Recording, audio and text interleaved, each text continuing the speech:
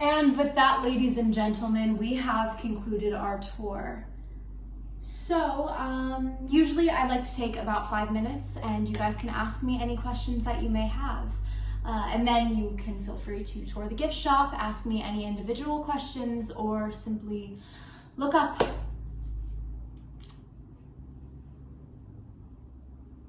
Fine. Does anyone have any questions?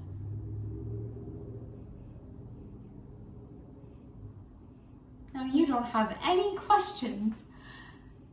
Now, you are standing in what is considered the greatest marvel in all of the Italian Renaissance. Architecturally, artistically, and spiritually sound, more than sound, unequaled.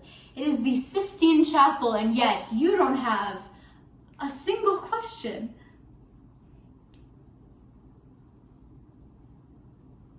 Interesting. Would you mind if I posed a question to you? I just got off the phone with my mother this morning before I got into work. She called me for what I think is the 3rd time this week, but she redeemed herself by asking a very pertinent and peculiar question. Now, I grew up in Idaho. I lived there for about 20 years, and I've lived here for 3. And you'd think, working in a place as interesting and as charming as this one, I would know everything that there is to know, and yet I had never considered or thought to ask myself this question. So, I'm asking you all to consider and to answer very carefully, because you may be able to bring home somewhat of a intellectual souvenir. What does it smell like in here? No. I am genuinely asking you. What does it smell like in here? Yeah, it's distinct, right? But you can't quite place it. Some might say that it smells like paint. I mean, it certainly looks like paint. It is paint. Masterful paint. And if you don't agree with me, Michelangelo will gladly meet you in hell. It wouldn't be his first bar fight surrounded by flames. But it can't be paint, right? All the sweat of artists, the turpentine, the oils, the gallons of plaster have had nothing to do but dry and roughen over the past 500 years, so probably not paint, right? Some might say it smells like dust and dirt, old people smell. And to that, I would say, as someone who works overtime to clean up the messes that tourists make, I'm sorry. Some might say it smells like candles or incense. It smells like a burnt offering to the god Michelangelo gladly opposed and revered, the god he cursed as his joints swelled and cracked as he painted and was forced to illustrate the divine dictators, the Pope, and the god he claimed he served. It's a nice idea, robust with symbolism and imagery, but the Sistine Chapel isn't operational as a house of worship. I can tell you firsthand, it's air freshener. It's too dangerous to light an open flame in something so valuable. And I guess that brings me to my point. Suck it in, everybody. Fill your lungs with the sweet aroma of the chapel for free. Or, no, with the cost of entry. Watch the dancing figures overhead and know that Michelangelo hated every single one of them. If Michelangelo resented his creation, God resents his even more. And I resent both of them the most. Because you know what it smells like in here? To me? Money. Yeah, money. Stacks and bands and piles. Cans and bottles of coins from all different countries, all different classes, hell, all different religions. Vats and pools and caves and wells and shoeboxes and drawers filled with fraudulent and undeserved money. I try to remember that this place was never pure. It was an idea conceived out of wedlock, a child forced on an artist by a con man disguised as a pope. A child he couldn't support, one that drained him of his creativity. It crippled and eventually killed him. But it's beautiful, God. Look up! That's why it's so good, or why it was.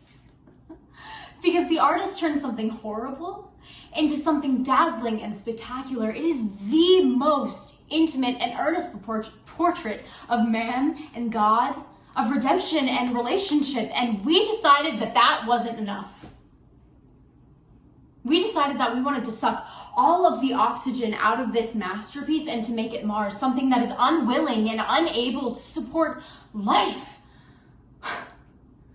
I see it all. I see dads that pay 55 euros just to sit in the corner while their mothers take pictures and think that we can't see them.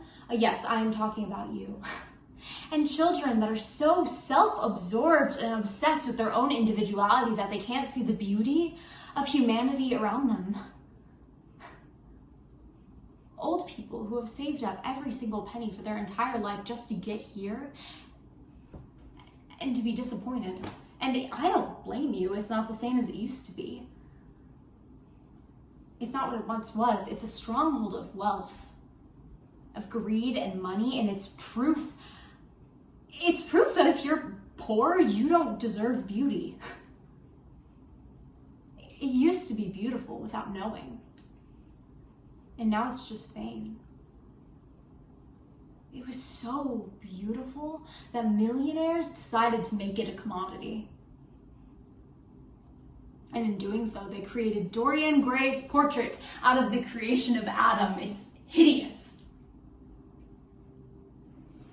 Even when I couldn't control anything else in my life, I would feel some sense of control in my tiny little trundle bed in the middle of Idaho. I would sit and look at pictures of this ceiling way past my bedtime, and I controlled how this place made me feel. And now it controls me. So I decided that I would hate it. Get my money's worth.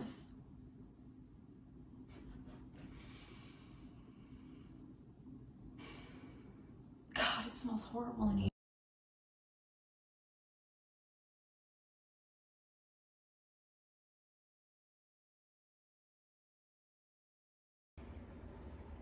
Okay. Okay. So, really, that much longer? No, I mean, thank you. Thank you so much. Okay. Yeah. Thank you. It's gonna be another 2 hours. I know.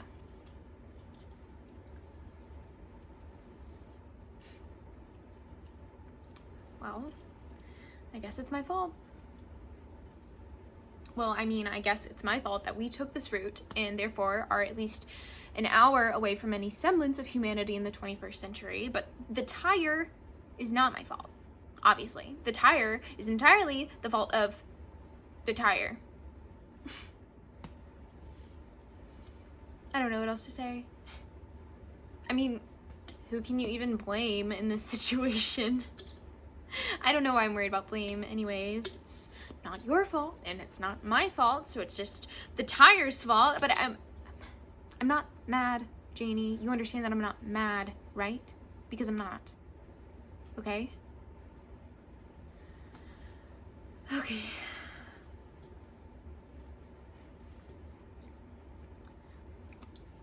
Sorry, I just get worried sometimes about being blamed for things when...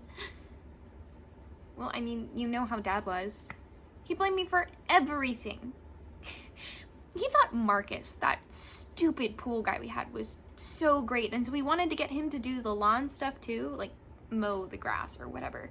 But he sent me into the backyard to charm him into doing it for free. I guess. I don't even know what he was expecting.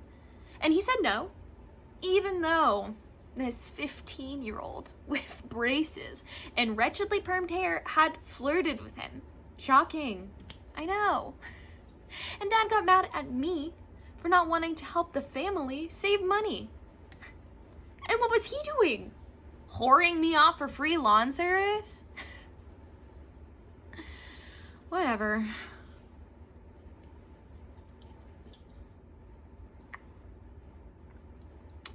But, yeah.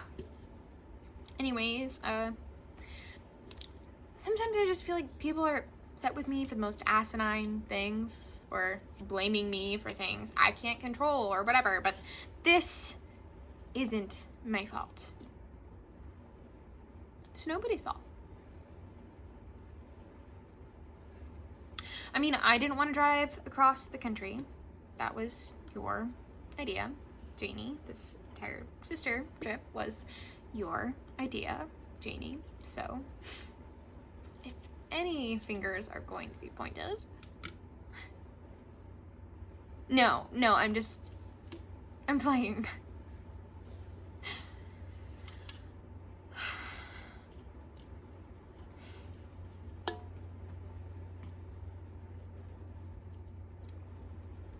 God. Thank God we're not camping. Sorry, I just had to say it. Just sitting out in the sun for a while, I'm like, thank you, God. This heat is just ridiculous. And did you know that bear attacks have been on the rise lately? Yeah, like, can you imagine, first of all, the absolute horror of being in the middle of the woods, trying to start a fire to boil water or whatever, when suddenly a massive bear shows up and just mauls you? I mean, if you made it out, I guess that'd be a pretty fantastic story. But if you didn't, Lord, I think you're supposed to feed them berries or something. That's what I heard. That if a bear is running at you, you just like hold out berries and it will eat them instead of you. I don't know if that's true. Actually, that makes no sense. Who would have berries with them all the time? And also, I know that if I were hungry, I would not just go for some puny berries. No. If I'm coming for a big slab of walking meat, that's what I'm eating. I don't care if that big piece of meat oh so humbly holds out a handful of blackberries. That's a side dish. A bear always goes for the main course.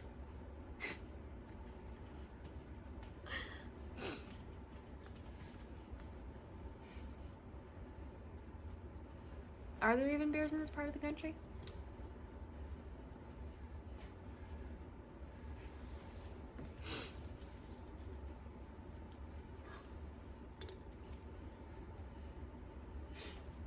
Dad took me camping once.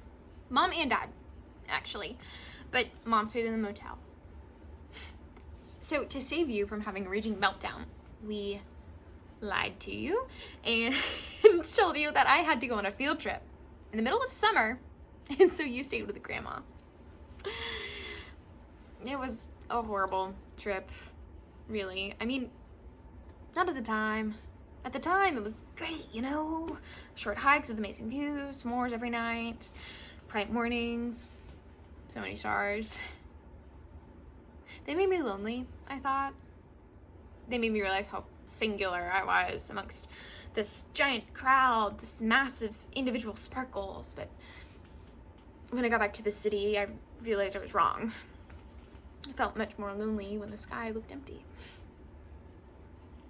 Anyway, one morning, Dad took me fishing because we were running low on granola bars, and I guess that's just the sort of thing you do on a camping trip. But this was at that point in time where I was horrified of eating anything that had one point been alive. But when he pulled one out, he knew that, and he wrangled it off the hook and he held it right in front of me and he said, "Nellie, do you want to eat this?" And I thought it was the cruelest thing anyone had ever done to me. I watched that fish squirming in his hands, gasping and dying in front of me, its translucent tail just jerking back and forth with such violence. I thought it was going to whack itself in the face and somehow just fall to freedom. But Dad's grip was strong. It's just such a tight grip. And I stared at him and I told him, "No, I don't want to eat that fish." And he threw it back in the water. And I learned everything I needed to know.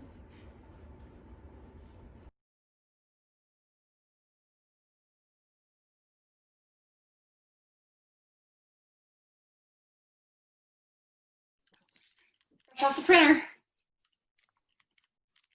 Nice and hot for you. And the files?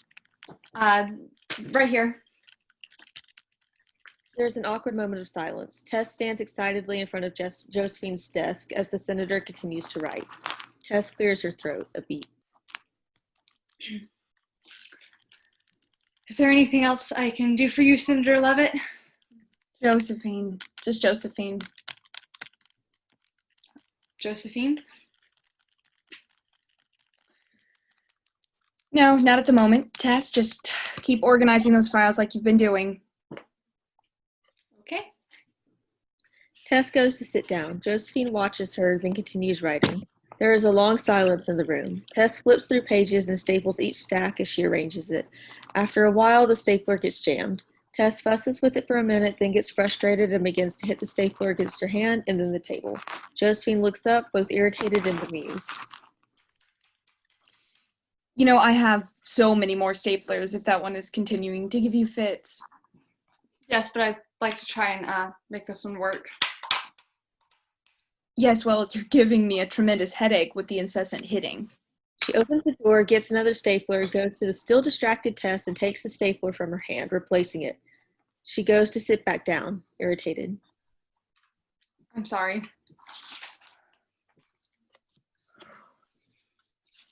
Oh, it's so goddamn. Ma'am? Josephine goes and cracks open the window. She breathes into the air.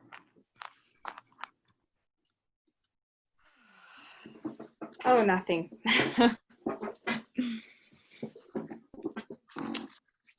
This room, it's so hot. It's always so hot. You'd think for a government building, they'd be able to turn down the heat for me. Have you asked? Yes, Why won't they? because this building is run by men who've never experienced what it is to be a 52-year-old woman. What does that have to do with... Never mind.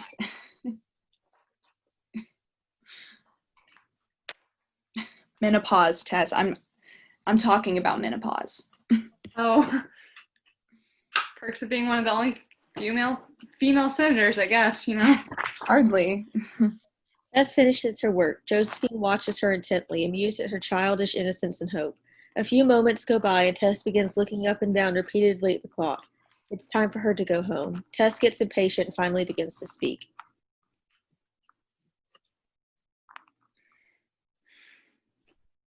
Senator Levitt?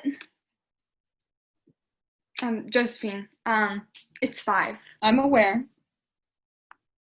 Well, it's just that, my friends and I... Oh, you can't seriously be suggesting you leave before I dismissed you because you want to go out with your friends. Oh, no, ma'am, it's just that, No, you leave when I say you can leave.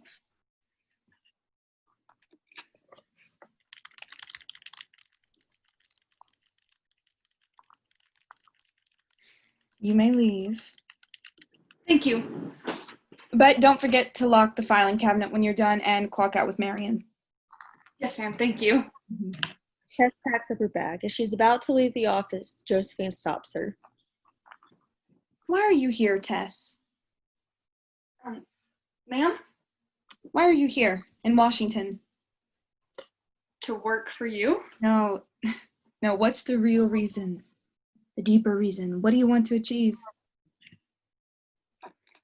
Well, I'm a political science major.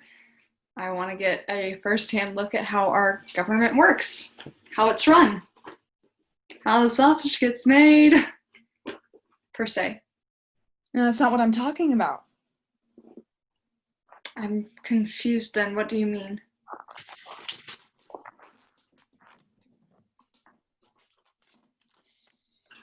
It says here that you are studying political science and government with a minor in public policy at Duke University. Is that correct?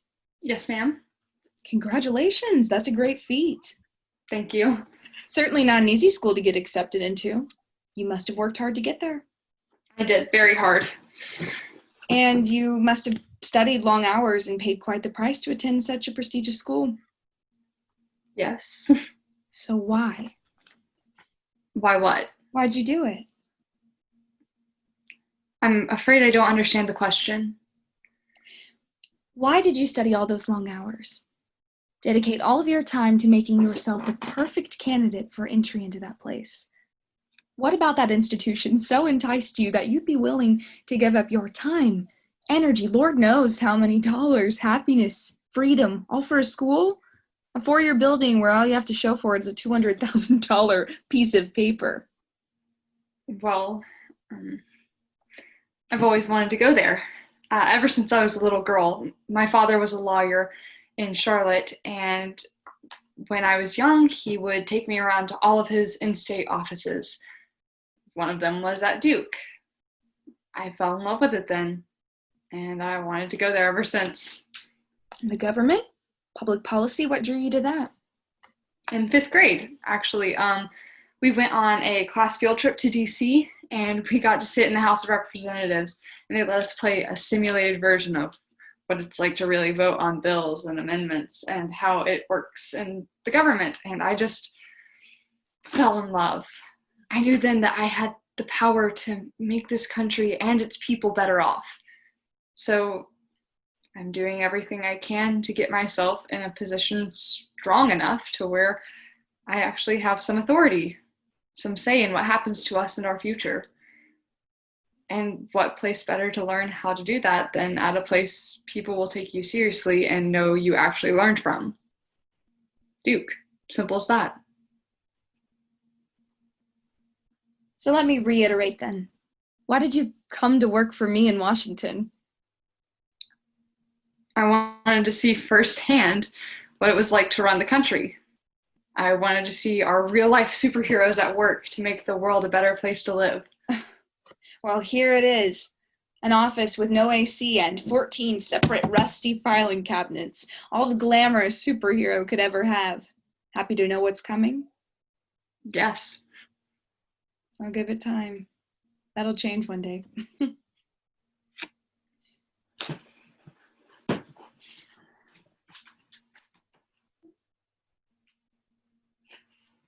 Sorry. I hope I'm not overstepping, but I feel as if you aren't very happy in your line of work. Well,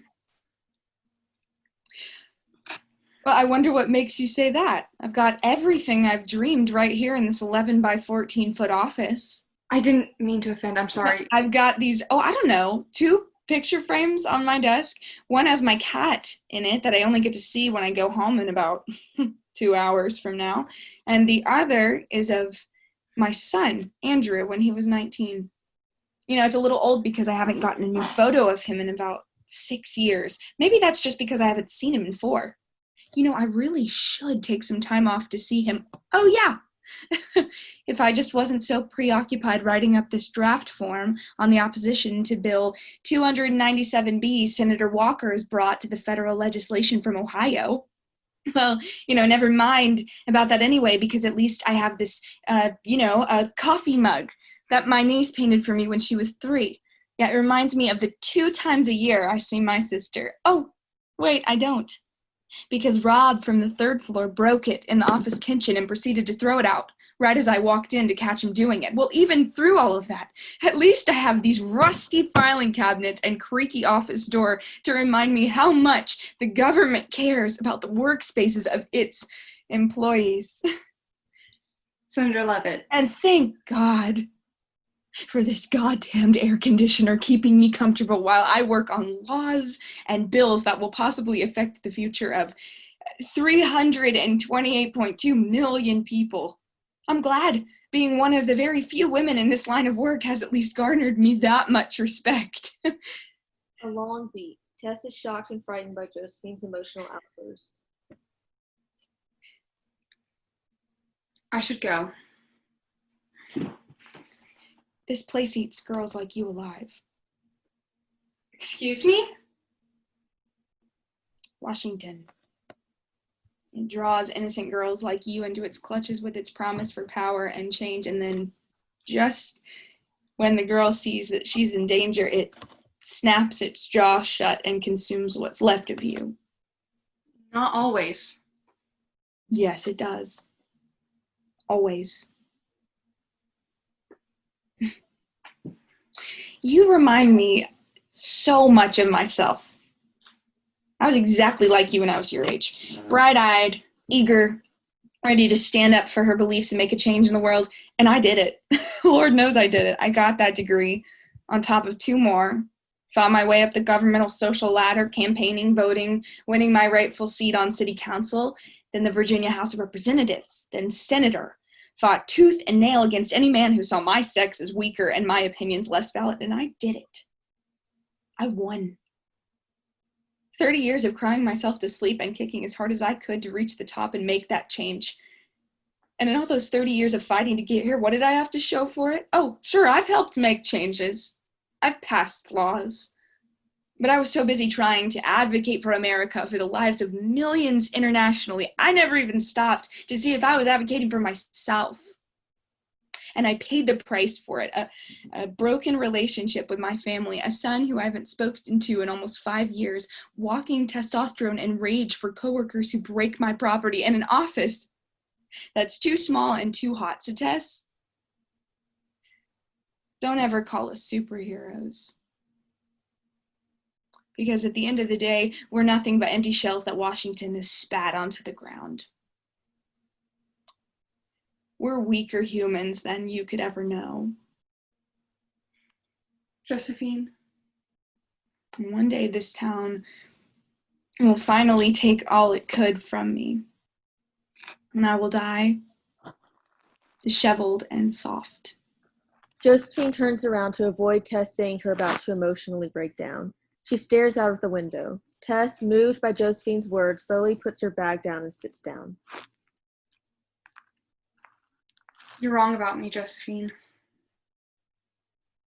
No, I'm not. Yes, you are. I think I know now by what you really meant when you asked why I came here to work for you. I said that my father used to take me around to his law offices and Duke when I was little, but I never said how long he did that. When I was 9, my father was killed in a head-on collision. The guy in the other car was on heroin and could barely even tell the officers responding his name. The guy in the other, my father lost his life that night, and the guy who took it ended up being bailed out, and the whole thing was called off. Turns out his father was a lawyer and had paid the judge to dismiss his case. Also, come to find out, the lawyer worked under my dad. I always say that my father had 2 killers that night, the guy that took his life and the loyal employee who took away his justice. I reeled for weeks. I wanted to know how and why the world could be so cruel like that. How 2 people could get away with murder and treason and never have to pay the price for it. I was ready to take revenge. I wanted to take revenge. I wanted to look into the eyes of my father's killer and see his life drain out of him like he had seen my father's drain out of his. But then my mother caught me and held me. She told me everything was going to be okay and that Dad wouldn't have wanted me to feel the way I was feeling. She told me that Dad firmly believed in getting ahead by starting small. I remember her exact words. Dad always said, Michelangelo never finished his sculptures in a day. He chipped away slowly at them, piece by piece. So in life, when a problem seems too big and too overwhelming to handle, remember just to work at it slowly. Even if you've only made some progress, at least you've made progress. And I took that to heart. So yeah, the following year in 5th grade, when I knew I wanted to create laws and work for a better country for people like my dad, but that isn't the underlying reason for me being here today. My dad is. What his philosophy in life is. Even if I never make it to Washington, I take comfort in knowing that in whatever I do to make this world a better place, it will be something. Even if it's just small, it's still something. Pete, Josephine is lost in what Tessa said, amazed at her wisdom at such a young age. I see that you're disillusioned with your work and fed up with being treated like a second option when you've worked so hard to make the changes you have in the world. I see that, and I'm so sorry, Josephine. But maybe if you just take Dad's advice and you start small, you'll find that after a while you've done something very big for yourself. Tess gets up, packs up her bag, and opens the door. See you tomorrow. She shuts the door. Josephine is left shell-shocked.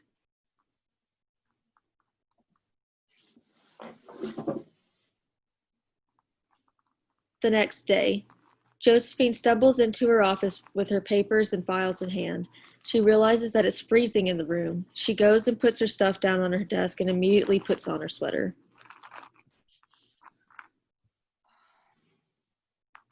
What the hell? She steps outside her office to where the thermostat is. It's been bumped down, and on it, a sticky note.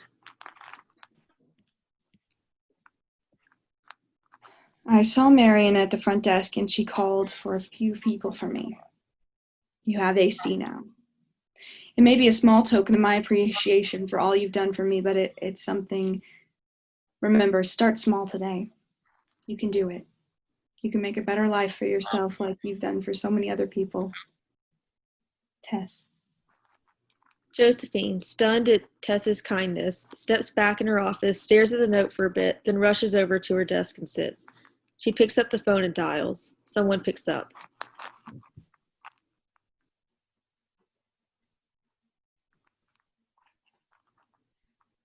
Hi, Andrew. It's Mom.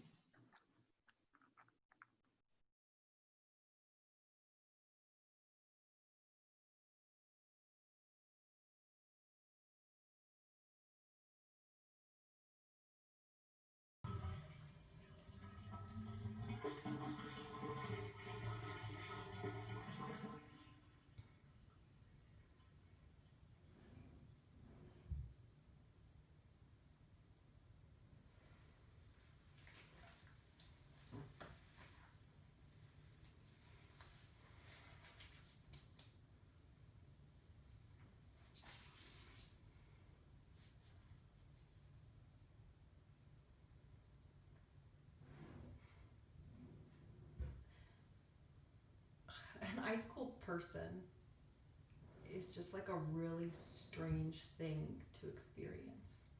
You know, like their physical body. I mean, like an arm. Like touching a regular arm, but it's just ice cold.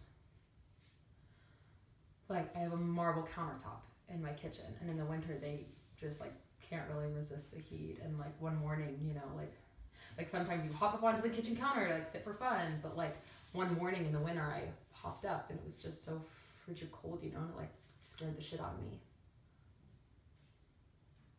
Anyways, yeah, it was like that.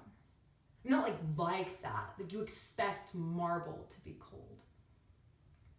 But anyways, like that was a point in my life that just felt like a void.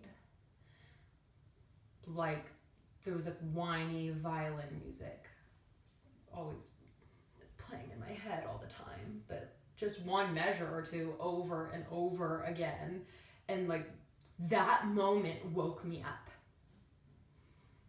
Like her open casket and her arm. And it made me think about my warmth that I have. Like physical warmth, not like my warmth as a person. Like I guess I don't really like know if people consider me a warm person. Like in church, like which I loved. I hated going to church, but in church, like I always sat between my dad and my mom, and like my sister sat on the right of my mom, and like they had to separate us to keep us from being loud. And sometimes my dad would get bored during church, and he would like put his finger in the little hole on the back of the chair in front of you, like, you know, like the hole where they had like pens for like information cards and like take notes and stuff. I don't know. Like one time he like put his pinky in the hole, and like he got stuck, and he was like freaking out because like I don't know, like he's like just thought everyone he'd think he was like some idiot. So like he asked me like quietly to like help him get it out, and like I had no idea he was stuck until he told me, and I was like 8 or 9 at the time, and like I just like started laughing because like I don't know, like my dad just like looked like an idiot, and my mom was like shut up, and like when my mom says shut up, she means like shut up. So like I like snapped out of it and went to help him. Like I guess in like retrospect, like I don't see how that would have helped him, because I mean like how would a 9-year-old have like the strength and ability to like pull his finger out, you know? Like he probably would have been better off like working it out himself. Anyways, like I reached out to grab his hand, and I distinctly remember immediately thinking his hand is freezing cold. And like I don't have a good memory, but I remember that. That's kind of how it was growing up. Like, you know, like it isn't a big deal. Like I'm not telling you this because I was like scarred by like my dad's cold hand. Oh, and like we got his pinky out, by the way. But yeah, I just like after I went up and like said my goodbyes to her in her casket.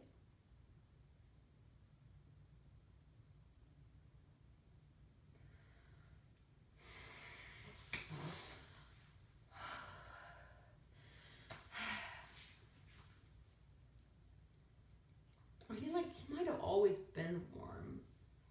My dad, you know, like I'm not like saying he had some like maybe her and I had like high blood pressure or low, or like I don't know, like whatever it is that like makes everything feel like cold, because like that he might have always felt cold, but like mom's hands were always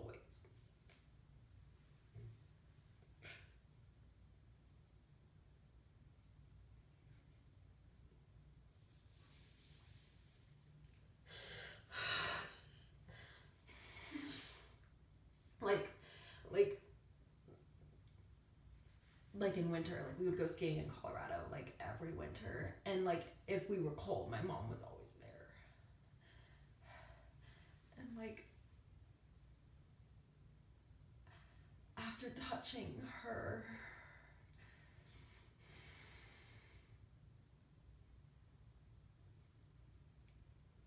dead arm,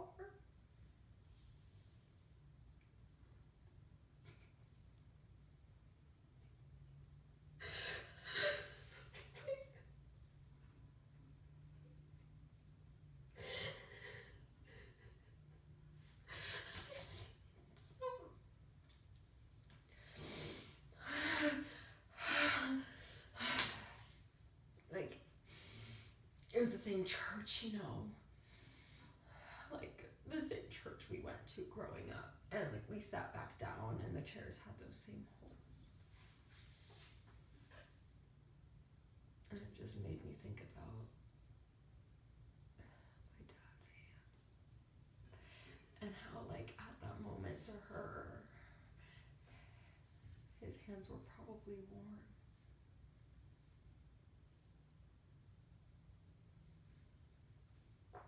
For the first and last time, my dad was warm.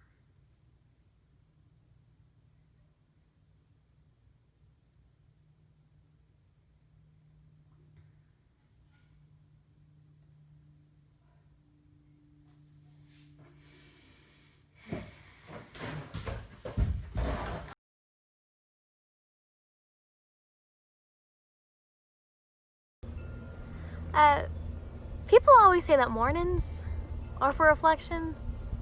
My mother used to stumble around and in the early morning light, white bathrobe, messily knotted hair, cup of coffee streaming into her face, muttering how mornings are for silence and contemplation. But yeah, I'm definitely not one of those people. No. Mornings for me are made up of squawking birds and tripping over sneakers and turning over couch cushions to find lost keys. No peace, no contemplation to be found. No, that's afternoons. When the sun will dip down, all golden and hazy, and the birds will call out to each other from all across the magnolia branches. But most importantly, I can go to my garden. It's nothing magical or Monet, just some rows of sprouting herbs and tilled soil to keep my attention preoccupied for a few moments out of the day. But I didn't always like gardens, though. When I was about 6 or 7, my mother's garden absolutely scared the shit out of me. We were rooting for carrots in this patch, pulling out the sprouted greens and smoothing out the soil. And the light reflected something back into my eye, out of the earth. It was pale, thin, cylinder-like, crooked a little towards the left, like a cooled stream of candle wax that went rogue from its holder. And I leaned my knees forward in the dirt. I squinted my eyes hard into it. And like any child with any curiosity, I poked it with the end of my trowel. And that's when I noticed the nail. I don't think I could have ran any faster or screamed any louder. And despite any insistence from my mother that carrots can sometimes be white, and the light just reflected into my eyes wrong, I couldn't stop screaming. That was until my father's calloused hands wrapped around my shoulders and raked me back and forth till I thought my neck was about to snap off, spitting in my face that there was no goddamn finger in our garden. Now, when I tell the story, everyone always wonders how I could have confused a vegetable with a severed body part. And I think that was why it wasn't until I was like 15 until I set foot into that garden again. I think it had something to do with my mother looking at me and saying, "Do you know how things grow in our garden? It's not the way that the sun hits our yard or how much I water them or any of those other things. It's not all sunshine and Mother Nature that lets things grow." After the war, gardens were so nitrogen deprived that they put blood into the soil so that their crops wouldn't wither away. So we took to the soil together and planted, weeded, labored over roses and potatoes, lemons, lettuce, all the same. That is, until one of her reflective mornings, when her streaming coffee cracked to the ground and her hand clutched the arm of her white robe until it went pale and limp. And I'm grown now, so I shouldn't need someone to shake me out of my screaming when I see that her fingers are the same lifeless color of candle wax that scared me so badly as a kid. So I take to the garden instead. And it's so hard because I can't rip up a potato from the ground without one of her sands beating against my skull like a wasp or see an earthworm without shuddering a little. But I also can't forget the tune that she used to hum as she would trim the roses, or or the way that the sun would glint off her brow when she dug her trowel in next to the tomatoes. So I let it all blend. Because if I can create a world where living is dying and dying is living, maybe it won't sting so badly when one of those memories creeps back into my head. I think. Because if there's just one saying of hers that I can finally understand, it's that it takes sunshine and blood to make something grow. That a morning to some can be an afternoon to others. And that a finger and a carrot can be the same in a memory.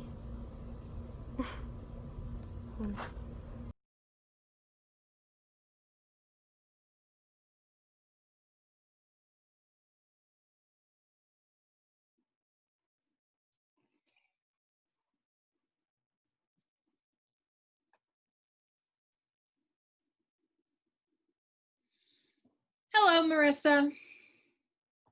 Miss me? You always call at the most inopportune times. And yet I seldom go unanswered. Even someone like you can't keep a perfect record? Certain circumstances call for reconsiderations. I answer to someone as well, though I don't expect a mortal like you to understand. Is there a reason you called? Because I've got a lot on my plate without you butting into my life. Oh, believe me, I know. That's why I'm here. To help. I don't need you. Darling, I'm not here for you. I've heard about your problem, and I'm here to offer a means of assistance. There's nothing that can be done. Marissa, even you aren't that foolish. There's plenty that can be done. I don't want your help. Let me bring you justice, Marissa, for the years of your life he took away. I can handle myself. Thank you. I don't think you're understanding my offer. I'll provide a way, you act, and Clay never bothers you again. He's not worth one of your offers. I'm moving on. Oh, yes, I can see how easy it would be to move on with that thing growing inside of you, reminding you of just how much he took away. Please. Just leave. Clay never wanted you. He was using you, preying on your kindness, squeezing out every last ounce of what you naively thought was love from your fragile little soul. He sought after your memories and created new ones, only to twist your reality to his will, stole the intelligence from your brilliant mind by striking down your confidence. Marissa, he never wanted you. He exploited you for your popularity, your body, and control of your life. No, I don't care. I'm through with him now. You'll never be through with him. But you don't want your justice, fine. There are other ways to loosen his noose. Her, for instance.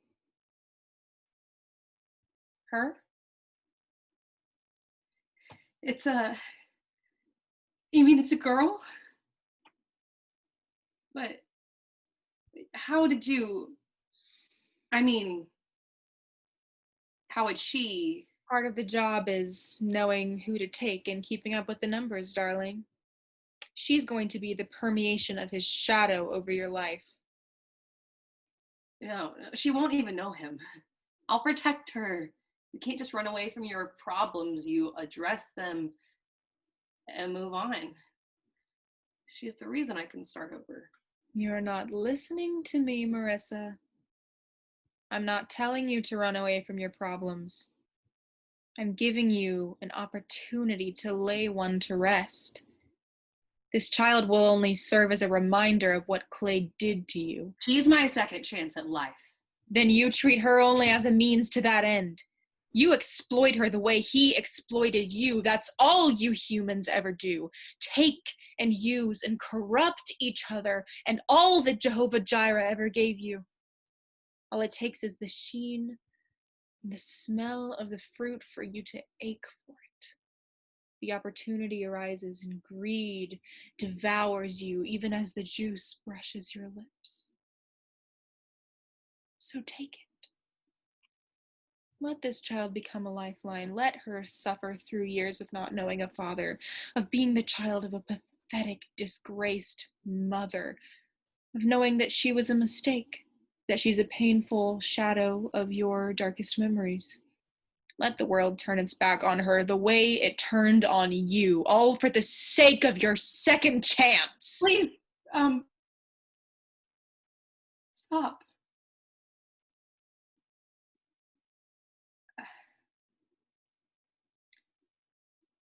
What should I do? Give her over to me. But she's not even. Which is why you have to act now. Let me take her away. She'll never suffer. She won't even feel a thing. There are people who can help you take care of it. Let them help. Deliver her from pain into my arms. Pain is not all there is to life. You're right. There's joy, laughter, love, anger, fear, even peace. But they're all tainted, temporary. You've never felt anything that lasted more than a moment.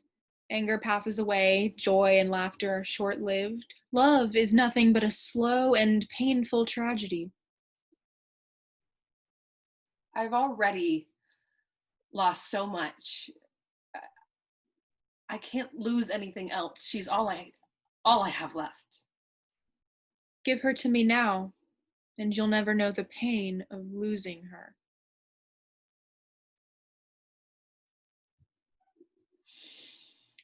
I don't know. Marissa, trust me. We're friends, aren't we? I would never harm you. I know how much you're hurting. I just wanted to stop for a while.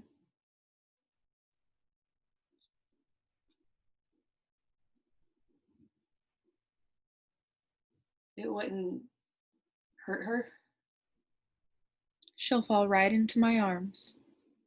When the time comes, you can even be with her again.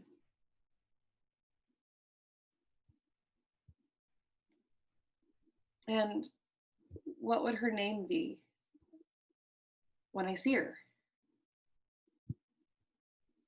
Scylla.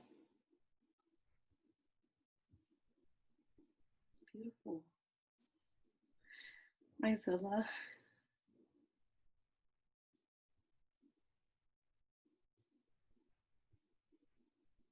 Protect her.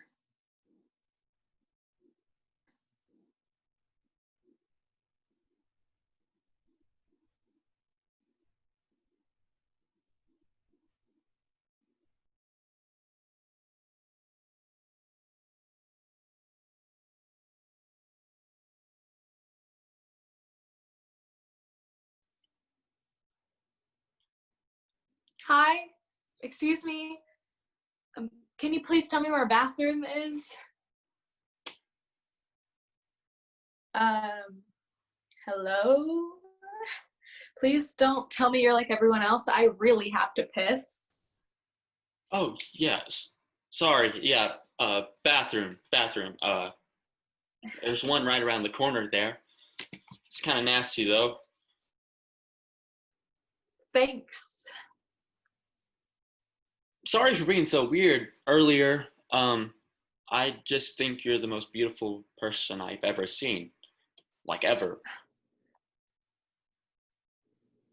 Thanks. I'm gonna go to the bathroom. Oh, yeah. Sorry for being so forward. There's just not that many beautiful people that walk through here. Stop apologizing. I said thanks. Let's move on. Oh, yeah, of course. Sorry. What's your name? Melanie. Wow, that's a beautiful name. It suits you perfectly. Again, Thanks. But what's your name? Bradley, but my friends call me Brad. I mean, before all this, people call me Brad. But ever since I got here, I thought I'd go by my full name. You know, maybe try to make my parents proud of me, go by the name they gave me. They always loved to call me by my full name, but I hated it. I mean, everyone goes by their nickname. I remember there was this one kid named Dominic in my 4th grade class, but he got the nickname Chase ever since kindergarten because he's always been the fastest kid. Now, that's so cool. Like what? Bradley is so damn lame. Like, who am I? A British diplomat? Oh, Bradley, darling, will you please sign this? Bradley, would you like a spot of tea? Like, what the fuck? Come on, that's pathetic. Yeah. Oh, God, I'm so sorry. I just went on a complete tangent for no reason, and you definitely didn't want to hear that, or anyone else. Sorry. Shit, I keep apologizing. Fuck. Sorry. Shit. It's fine, Bradley. Don't worry about it. Apologizing has always just been a big pet peeve of mine. I mean, take credit for your actions, right? Totally. Yeah. I totally agree. Well, thanks for the company. I'm gonna go catch that bathroom. Oh, yeah, bathroom. Yeah. Sorry. You go. I'll see you around. Yeah, thanks. Wait, how the fuck did you end up here? You seem so perfect and nice, it doesn't add up. Well, no one's really asked me about that. I mean, when I got here, I was shunned like everyone else. Well, I was 21, leaving a frat party. I was a little drunk or whatever. And I was texting my friends about this girl who was at the party. And I didn't see the red light or the red ball or the little boy running after the red ball. He was dead on impact. But I, of course, was fine. And then I went to the court like 3 weeks and I lied about the whole thing. I looked at the jury and the judge and the family of the little boy saying it was his fault. That he should have been watching the road. That he should have just let the ball go. I told him that their 5-year-old boy was responsible for his own death. Now, how fucked up is that?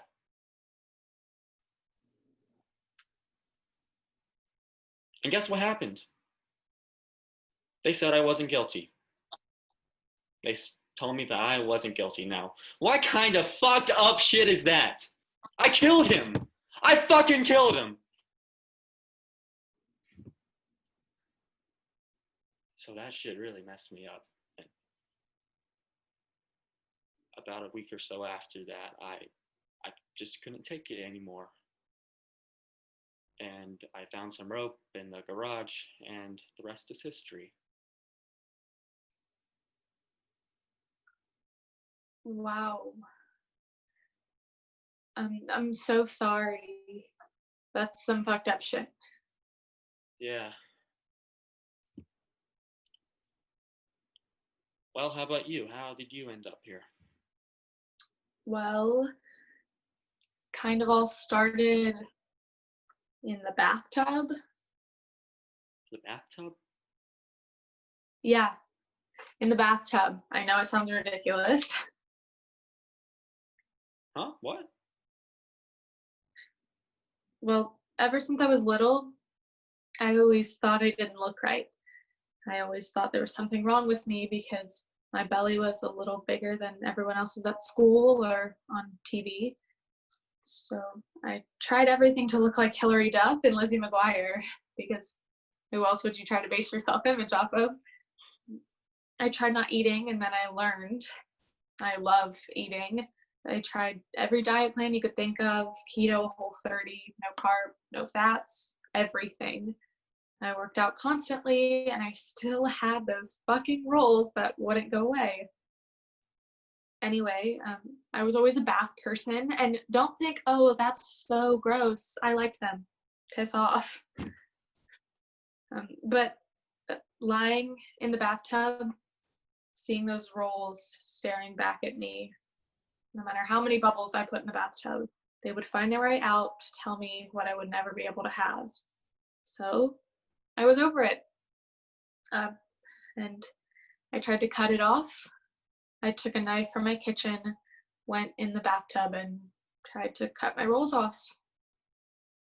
At first it hurt like no other, but then I couldn't really feel anything anymore.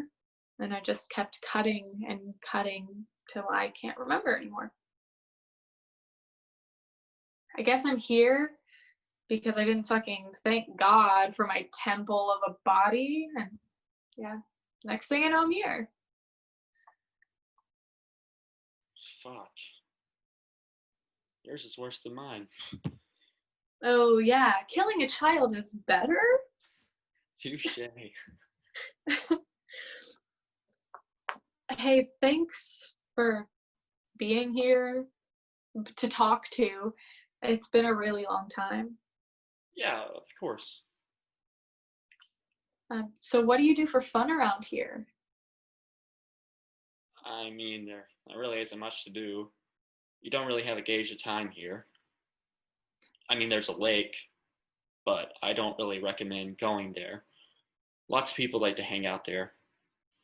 What I like to do, I like to read. Except the only books they have here are Dante's Inferno and the Book of Satan. But I'd rather do that than interact with anyone else here. Damn. I already hate it. I think that's the point. Very true. You know, I always imagined it like how they showed in Hercules, gray with all the spirits everywhere and Hades on that big boat. I wish.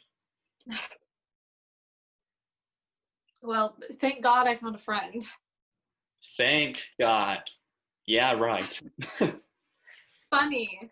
Why would I thank God when I'm in hell?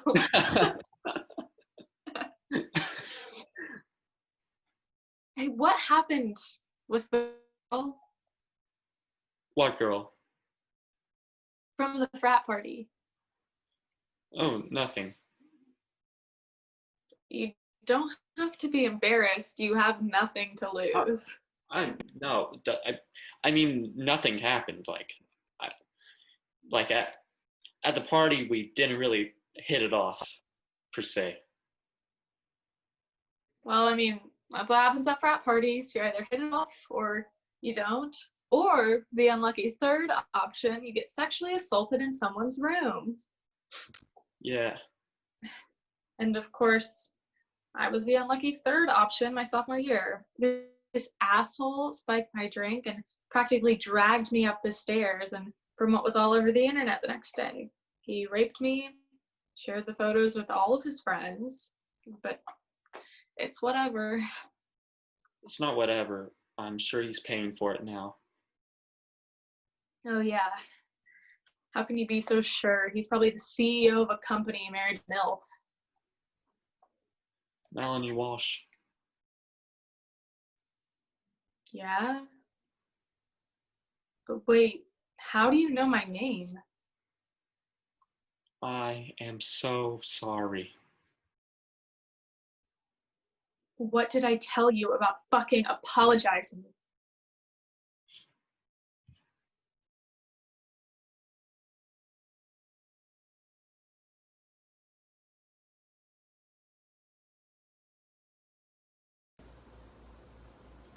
Yes and no. Yeah, my dad and my sister came down. They made a huge deal about it at the Cheesecake Factory, you know, embarrassing stuff. And my dad's girlfriend wouldn't stop taking pictures, real tacky shit. But I hadn't seen them in a few months, so it was nice. And my dad's been helping me pay to be here, so endure the tackiness it is. My mom didn't make it, which is all right with me. Her nurse texted me and said she wasn't feeling well. What are you gonna do? Wheel her down yourself? Kidding, of course. Even inviting her was a long shot. She's not all there. Plus, what does she know about all this? I mean, we're not the best, but I love her.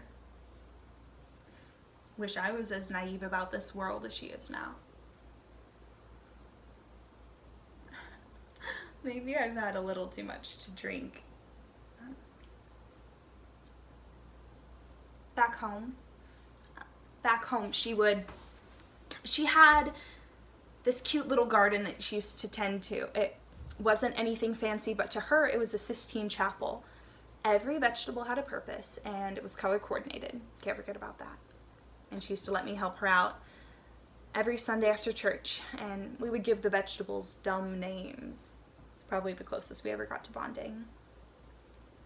But there was this specific plant she always took care of. I don't remember the kind, but I remember the color. She used to talk about how her dad gave it to her as a gift, something to do with womanhood, and how the petals were carved with amethysts. Really weird shit. She ended up giving me one and would force me to water it. She was strange like that. For months, she would talk about how the trees were breathing, whispering to her. She essentially became a tree hugger. She took down the swing from the tree in our front yard, and she would just be out there for hours.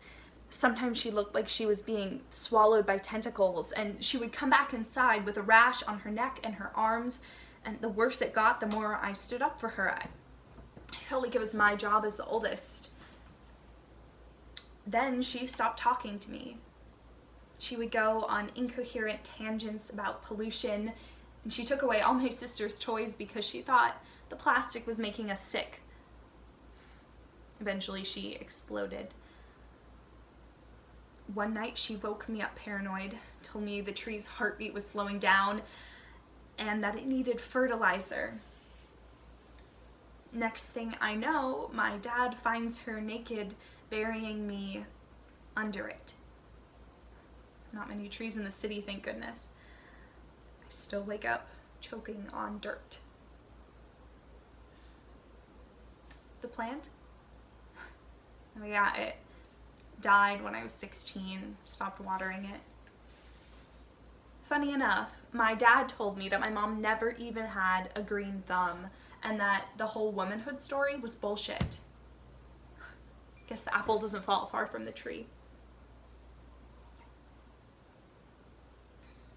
You want some more?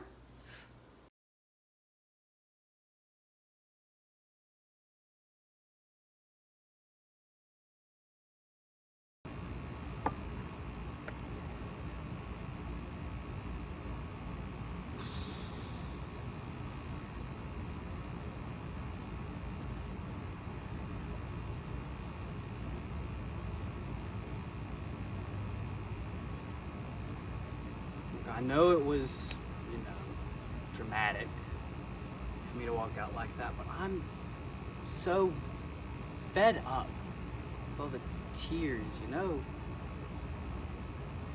And before you start with the whole lecture on the fidelity of all the crying, I fucking know, Victor, so just don't even.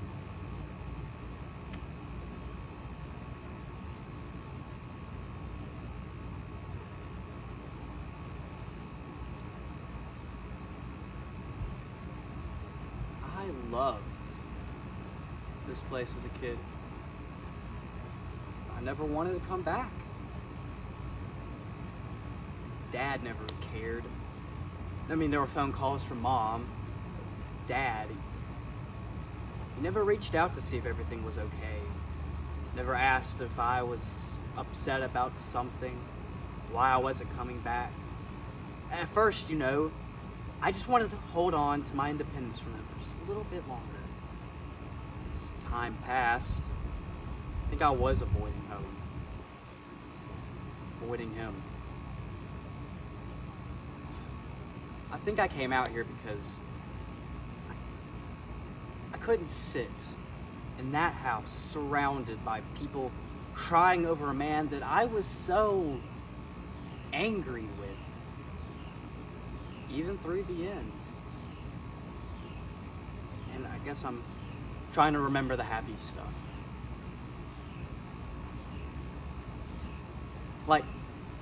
Like all the times you and I spent afternoons burying him in the sand just over there. And he wanted us to sculpt the body of some macho heavyweight champion around him, but instead we gave him those huge boobs.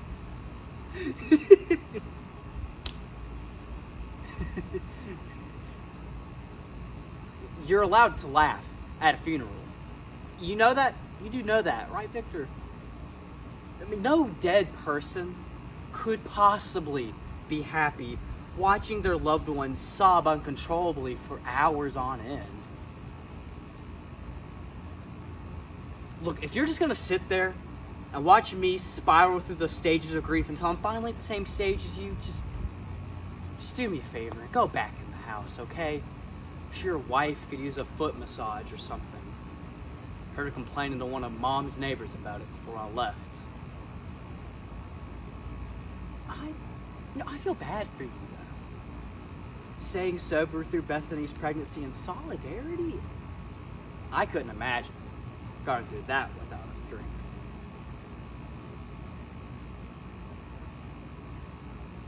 If only Dad had held on for a couple more weeks. Could have met his grandson. You could have had a fucking beer.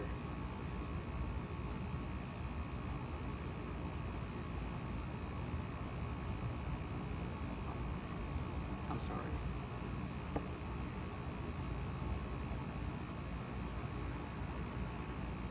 No. I always hoped I'd beat you to it. Marriage, baby, the whole shebang. I mean, I should have known better. Grandma always said that you were so much like Dad, and I was just like Uncle Rodney. Uncle Rodney. Bachelor till the grave. Guess it's true what they say. History repeats itself.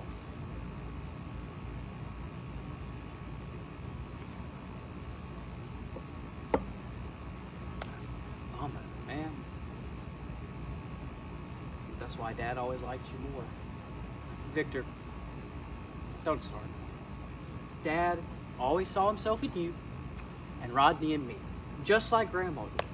I mean, you can't deny, he always gave you more attention.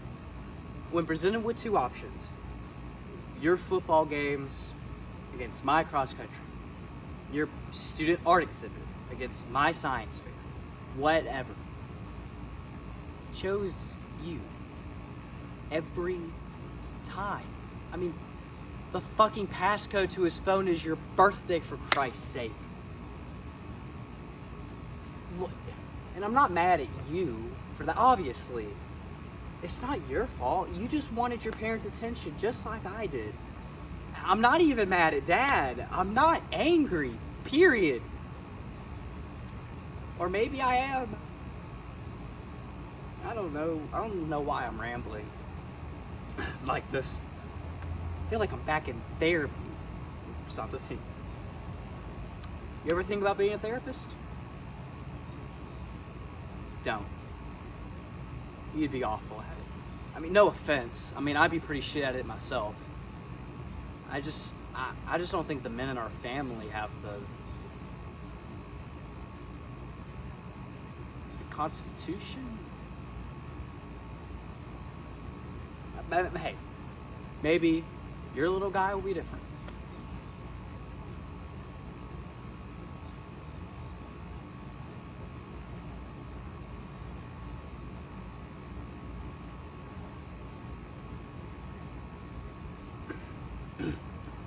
Look, I know it's really hard for you, Dad not meeting him. But you're gonna be a great dad. And Bethany, she's gonna be a great mom. Hell, she already is. She won't shut up about all the shit she's doing to keep the little guy happy and healthy in there. Hey, that fetus is gonna pop out with superpowers. I swear to God.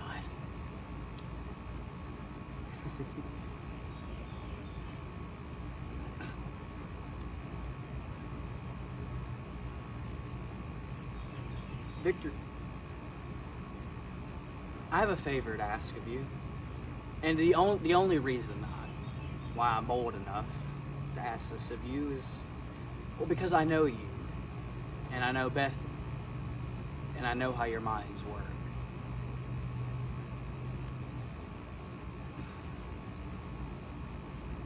Don't name your son after Dad. Please. Is it that ridiculous of a request? Your ridiculous baby brother asked one thing of you in his goddamned life. You can't even do that for him? Victor, you were raised in our Father's image. You got every fucking piece of them. Let me have his name. And I know what you're thinking. What the fuck is little Wesley gonna do with a fucking baby name? No sign of a baby anytime soon. Jesus, Victor. My whole fucking life, I have chased after Dad. Only to be overshadowed by you. And if you named your son after him, you still have him all to yourself. Even in death. And I need a piece of him. I know, it's stupid. It is. But I will love my son so much. And I want him to have a piece of Dad so I can love him and have him love me so I can set this right. No son of mine is going to feel unloved by his father. And no son of yours is going to take that from him. And neither are you. I need it, Victor. I need his name. Victor, please.